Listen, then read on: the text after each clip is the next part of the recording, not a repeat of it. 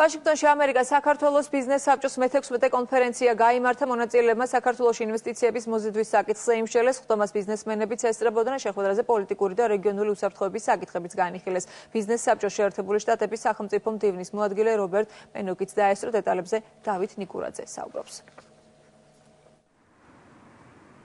ამერიკა საქართველოს ბიზნეს საბჭოს ყოველწლიურ მე-16 კონფერენციას შეერთებული შტატების სახელმწიფო დეპარტამენტის და საქართველოს საგარეო საქმეთა სამინისტროს მაღალჩინოსნების გარდა ამერიკული და ქართული კომპანიების წარმომადგენლებიც ესწრებოდნენ.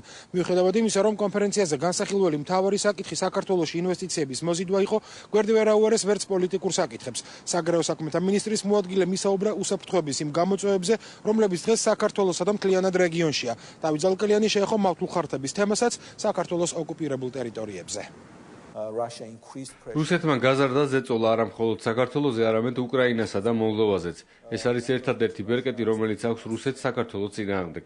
ეს პროცესი გრძელდება და ერთადერთი მექანიზმი ამის შესაჩერებლად საერთაშორისო თანამეგობრობის კონსოლიდირება და რუსეთზე ერთობლივი ძალების ზეწოლა. მინდა გამოვხატო მადლიერება ამერიკის მთავრობის მიმართ.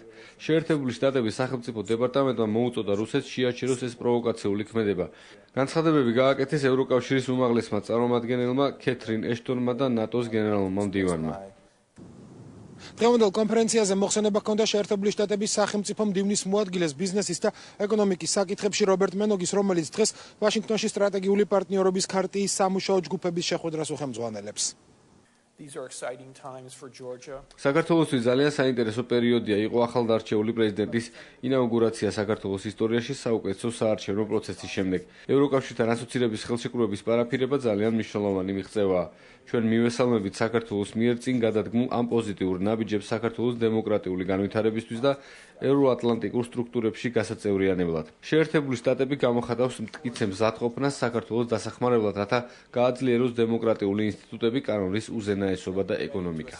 სტაბილიზაცია სიტუაციის, პოლიტიკური სტაბილურობა ერთ-ერთი მიმზიდველობის ერთ-ერთი გამსაზღვრელია.